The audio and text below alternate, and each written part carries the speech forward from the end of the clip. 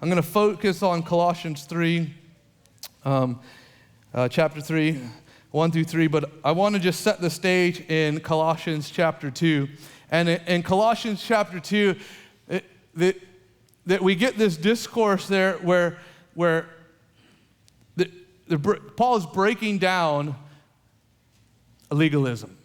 He's breaking off legalism, and he's dismantling it, disarming it. In Colossians 2, verse 8, just for context, it says, "Beware lest anyone cheat you through philosophy and empty deceit, according to the traditions of men, according to the basic principles of the world, and not according to Christ. For in him dwells all the fullness of the Godhead bodily."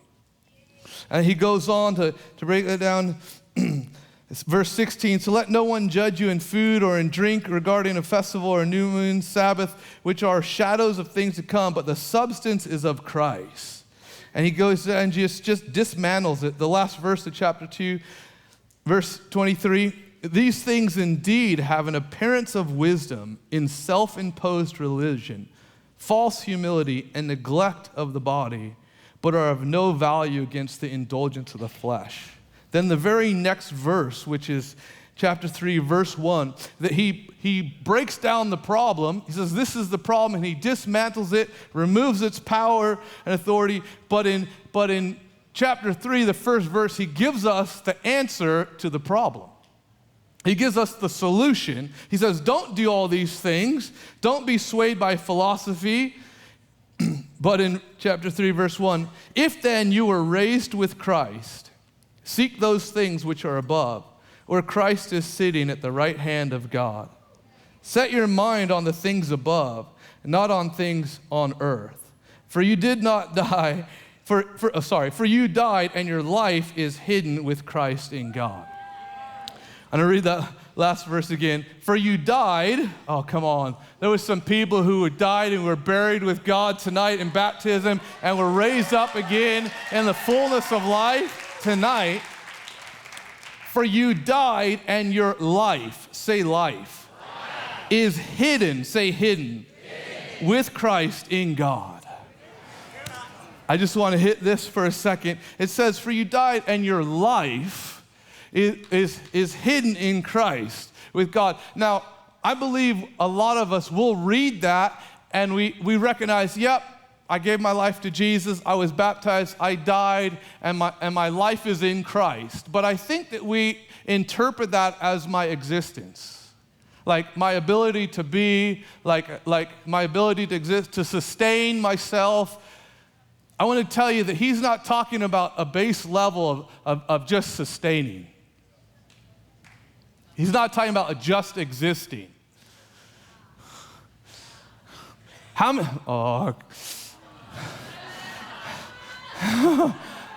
many people know that in Christ isn't where you get just barely enough? That's not where you go to just survive. Come on. Is anybody with me? I want to tell you that this life that it says right here, it says don't be moved by philosophy and the wisdom of men, but find your life in Christ. But life there is the word Zoe. It's not just life where I live, like I take breaths each day, I just have enough food to get by. It's fullness of life. It's actually the marriage of natural life and spiritual life.